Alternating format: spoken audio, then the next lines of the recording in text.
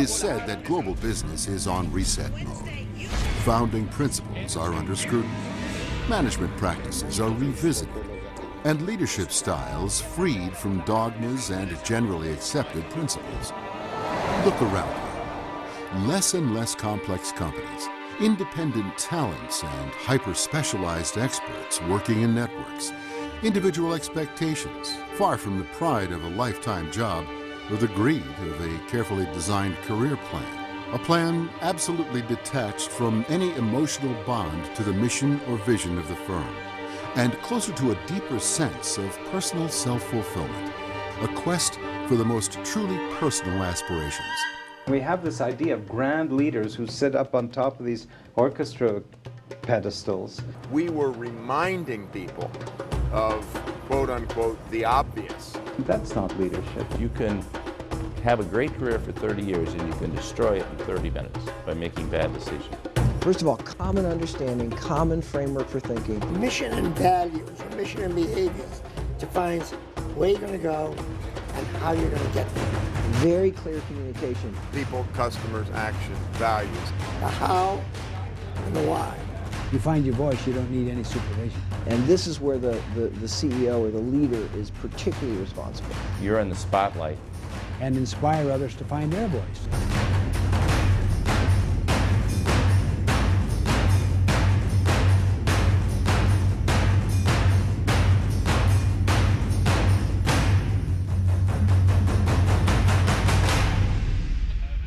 Again, look around you. The meaning of success in a professional career has never been further from stereotypes. Any kind of stereotypes. In fact, you don't need them. Just as you don't need to fit into the slot prepared for you. Success has become an individual game in which you set the rules, grab the deck, deal the cards, and play yours. There's no such a thing as a leader for everything. So leadership works in the time, in the context, in the situations.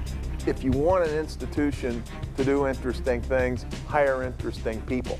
And so it's stuff that does not require, as the Americans say, rocket science. I have an orthodontist friend who envisions what the mouth would look like when he finishes. So that guides him. It's the intellectual creation that precedes the physical creation. And not only do you develop the final end in mind, but also the means and ends are so inseparably connected together. When I say, where do you put a manager in the network, people sort of scratch their head like on top. Can't put them on top. If you put them on top of the network, they're out of it. And I would say to any young person, get out into the game, learn from your own mistakes, learn by doing, go start a company, go create something. Be the innovator in your own company, take the risk. Don't be just part of a bureaucracy. Find your voice and inspire others to find theirs. In other words, what are you good at? What do you love doing? And what do you feel a call to do by your conscience? And what need does it serve? If you overlap conscience, need, passion, and talent. Leadership is, like Alice's Wonderland, fantasy-driven, but utterly real. In fact, full of reality, of real-life characters in disguise. Jack Welch, Steve Jobs. There's a name behind each leadership style, a reflection of the zeitgeist in office, the reflection of the leader who best incarnates the full array of attributes and competencies required according to the conventional wisdom of his or her times. But the foundations of business, the building blocks of organizations, leadership and its tenets, are undergoing a recreation process. They're being replaced with entirely new ways of interacting inside and outside companies. Pyramids become networks. Positions become nodes. Reporting lines become peer-to-peer relationships. To manage a network, you have to be everywhere. You have to move around. It's not just a metaphor, and it's not just a drawing on a piece of paper. It's a very profound metaphor that has huge influence on how people think. First of all, common understanding, common framework for thinking, then very clear communication, and this is where the CEO or the leader is particularly responsible. Nobody wants a manager who doesn't lead. A manager who doesn't lead there's no inspiration, there's no feeling, there's no oomph. A leader who doesn't manage doesn't know what's going on. They're disconnected. And we have this idea of grand leaders who sit up on top of these orchestra pedestals and sort of lead that way. And that's not leadership. That's disconnection. That's detachment. When I give my speeches these days, I start them with an example of the CEO of Starbucks, Howard Schultz, and how he almost religiously visits 25 stores a week.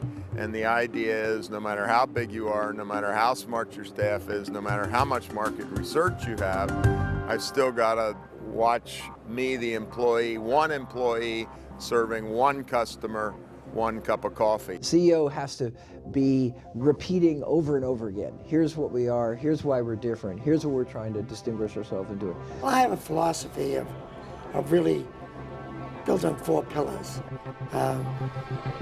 You define a mission. Where are you going to go?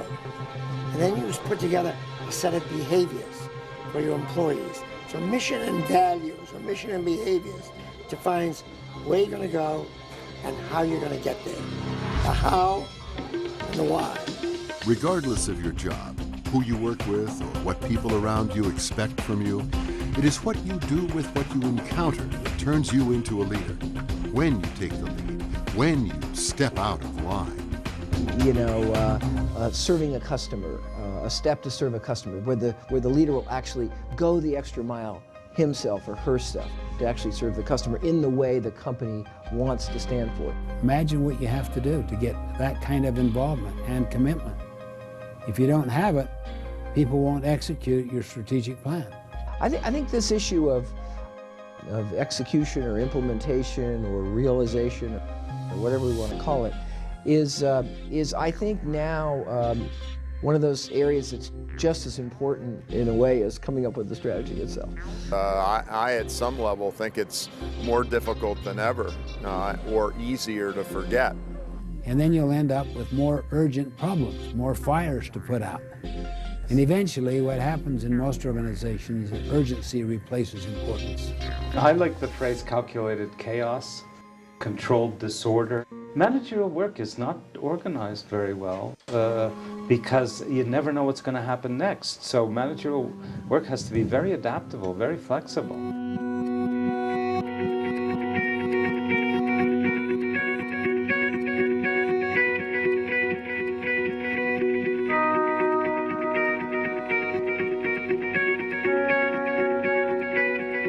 Nevertheless, remember that one swallow does not make a spring, nor does one day. So keep at it, persist, be self-aware, do what it takes to understand yourself, your passions, your ambitions, your competencies.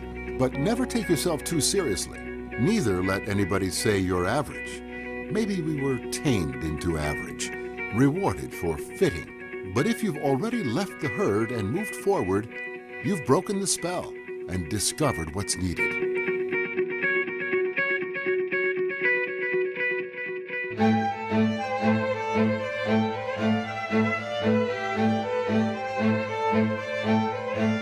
Charisma is overrated. Intelligence is overrated. Image, trendiness, and coolness, overrated. Organizational charts are overrated. Because leadership doesn't result from an extraordinary IQ, having formal authority, or being confident, charming, and inspiring.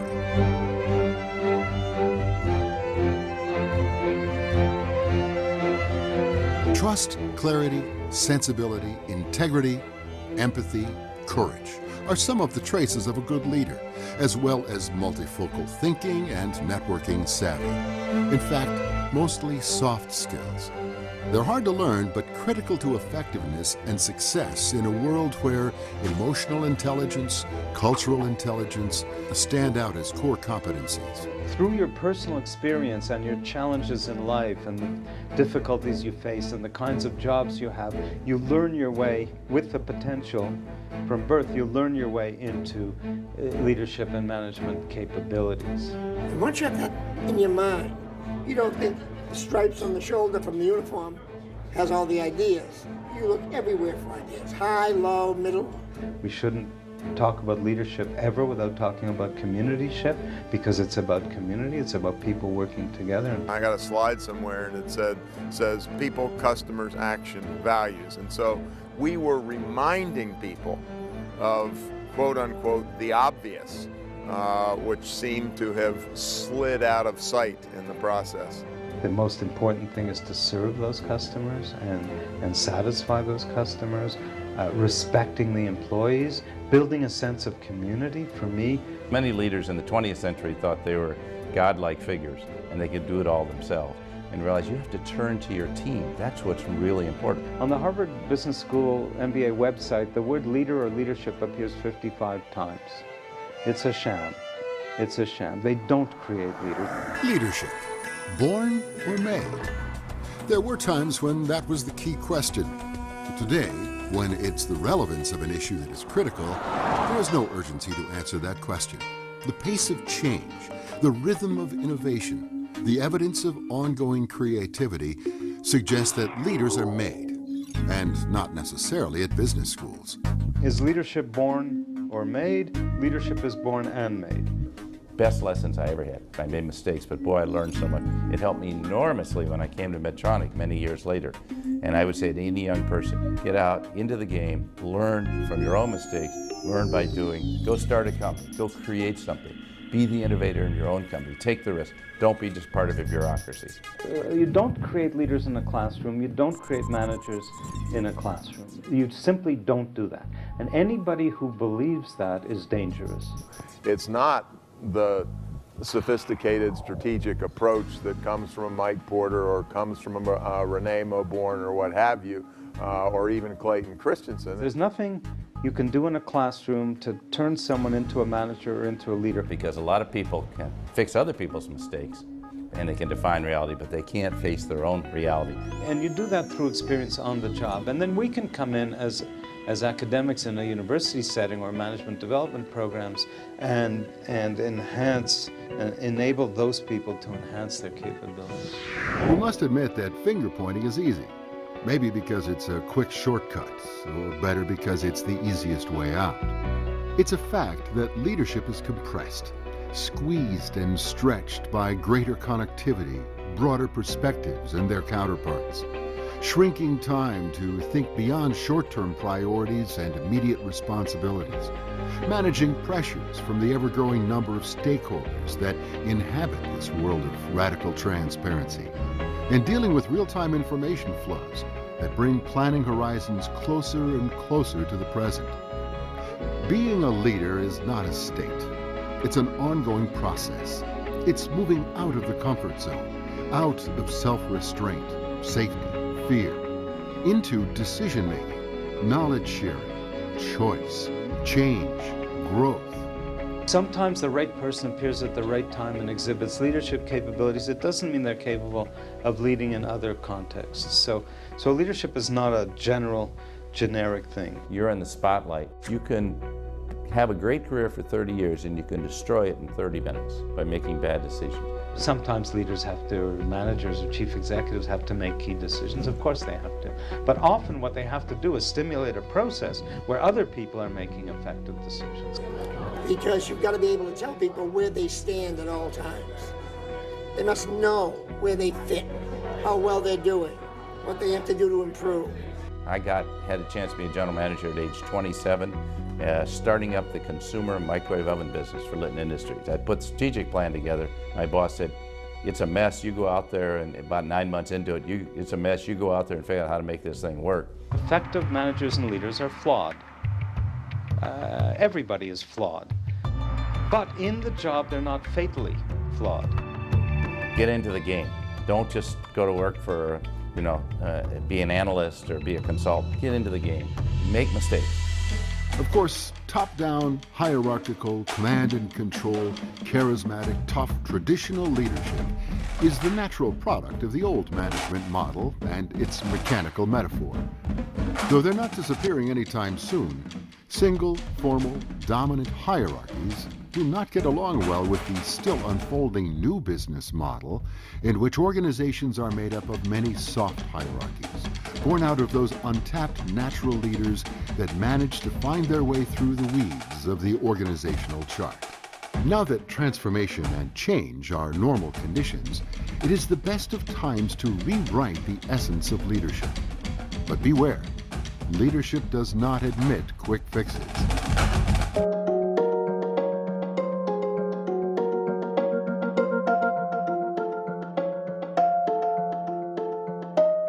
Why should anyone be led by you? Before you start jotting down the reasons. The question is not a management drill, but the title of a book on leadership. As Gary Hamel once noted, it's the best daily motto for any leader to be, and lots of leaders in office. He says, if you reflect on this question every morning, your leadership can't but improve. In today's creative economy, organizations need a new currency of power. One based not on titles, but on the capacity of every individual to lead every day. Otherwise, they won't be fit for the future. It's the people stuff, as Tom Peters loves to put it. If your company doesn't foster a sort of inner market of leading talents, without blocking or conditioning with formalities the osmotic capacity of organizational boundaries, leadership will never deliver its full potential as a competitive advantage. What are the qualities of the effective manager / leader? And I basically say, well, find a list. There are lots of lists, and I find one list, and I list the 6 or 8 characteristics on that list, because every list, you can't have a list of 40 characteristics. Follow your true north. You find your voice, you don't need any supervision. And inspire others to find their voice. So This idea of finding the magic formula for what makes people, it's a question of what the job is and what their characteristics are and whether their flaws are not fatal. Management varies little from organization to organization. With the people stuff separated out, it's easy to discover who's in charge of what. It's easy to see where the levers that set things in motion are. Thus, given that business-as-usual scenario, if you pull the trigger, no matter what company you're in, you'll get the same shot. Only when you put people on stage can you expect something different to happen. But don't go chasing after the Illuminati. Instead, let the natural leaders in your organization flourish.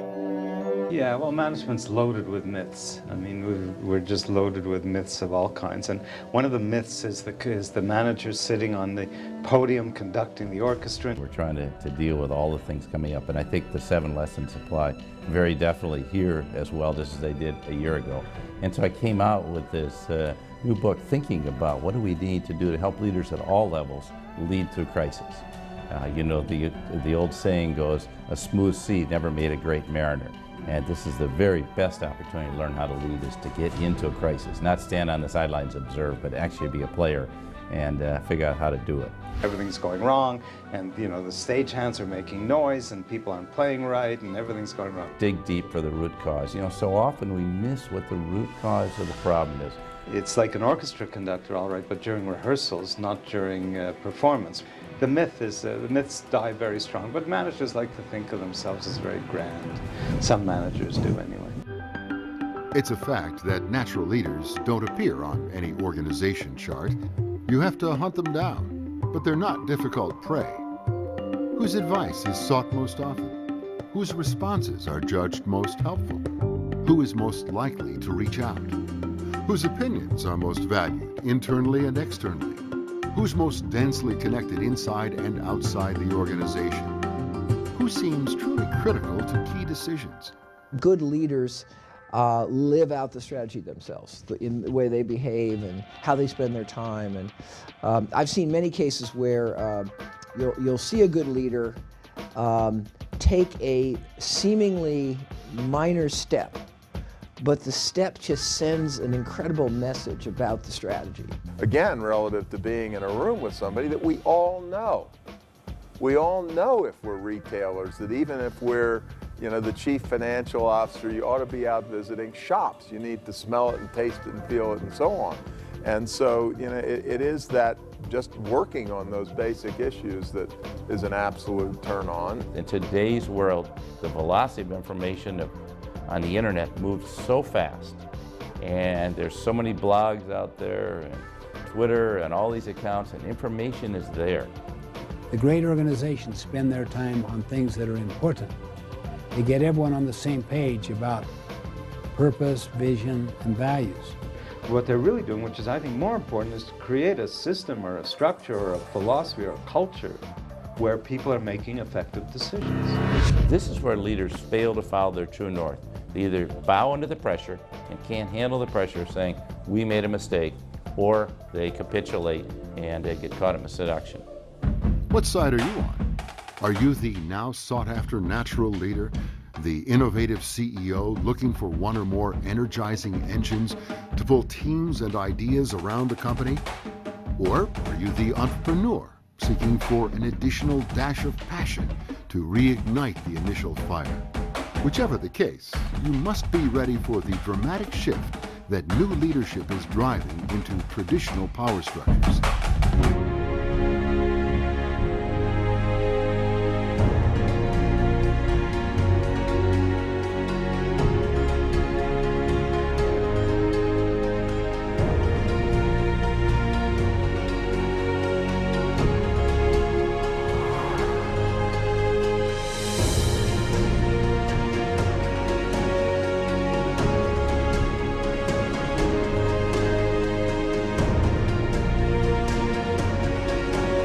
Business. It's the 21st century.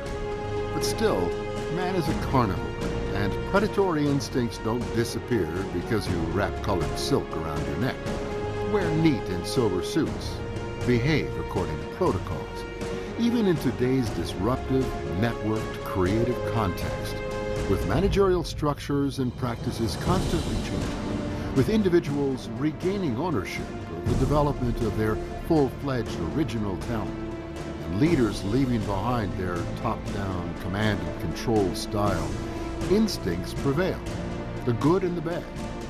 Be ready, because, well, it's true that you can take the lead, set your own rules, create the future. The big game is still a game you play with multiple players as passionate and excited as you are. So it's a new leadership model where the leader is one with moral authority and is a servant leader, rather than a boss that people are kissing up to and telling him or her what he or she wants to hear, not what they need to hear. And then you have to institutionalize these principles into the structure and systems and processes. If it's not institutionalized, it won't last. Don't forget the people, don't forget the customers, don't forget the relationship. In the middle of the great relationships, don't forget you just got to plain do stuff. This is your opportunity to get out in front of the game, to totally change the game. And I think really good managers and leaders think for themselves. They don't follow the crowd. They don't buy subprime mortgages because everybody's buying subprime mortgages. They're in touch. I think they know what's going on.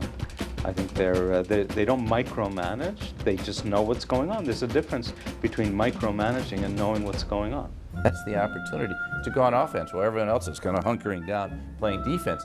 Is this the best it's going to get? Are you done? Of course not, you say, and then go on iterating excuses.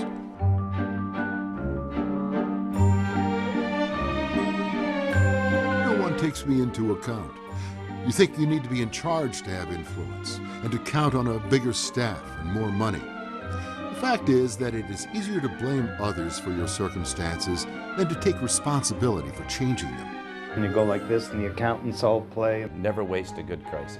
You go like this and marketing comes in and then sales comes in and everything's glorious, except it's not like that at all. Crisis presents opportunities. When things are growing, it's really hard to trim up your organization and get them oriented to what's really important for the future. Begin with the end in mind so that you have the power of intellectual creation. Get ready for the long haul. You know, when you're in a crisis, you say, things couldn't be any worse. You know what? They'll get a lot worse. You need to face that. It can be a long haul. The most important thing, and this is not the way certainly most gurus talk, is survival and being decent to the workforce that you have. That you have to develop a value system based upon principles that are enduring and universal and timeless. It's only natural to fear the unknown. If you're playing the hero role, you'll be undergoing a dramatic journey, battling everyone, keeping alive the winning dramatic premise of both art and business. No matter how beaten down, the protagonist always comes out with flying colors from the dangerous passage of self-discovery. Strange though it may seem, the frictions at the theater of operations from 7 a.m. to 7 p.m., the hostile territory of the workplace, are often incidental to the real-life experiences of the main story. And the antagonists are never definitely defeated. Don't be Atlas. Get the world off your shoulders. And I think it's really important. That's the foundation around which you build a winning team. Well, there's no magic formula.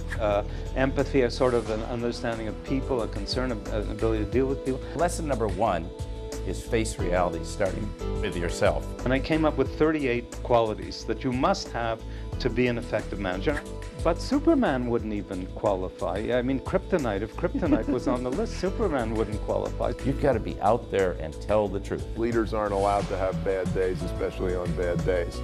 And, you know, again, not going to the smirky, silly, laughy, joking sense, but you don't want to look like it's an ordinary day, but it's just like, okay, you know, here we go. And presumably it's the way generals behave before big battles throughout the history of warfare. So I believe that leadership and management have to be combined.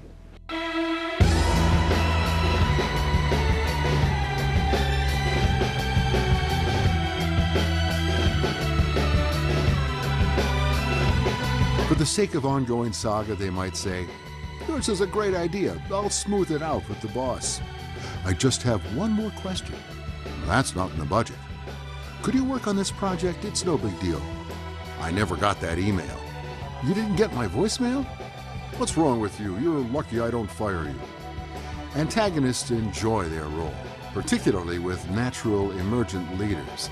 They can be an obstacle, it's true, but they can also be the most powerful teacher. They're all around. Use your intelligence, but be prepared to be unpopular. Spot them and unveil them. Don't let them cling to the comfort of old routines. Shake the status quo. Play your part as a true leader and fight for a change of attitude. Be faithful to your inner call and plunge into it. Let the leader inside you come out. And enjoy the ride, because there is no doubt it is the best of times.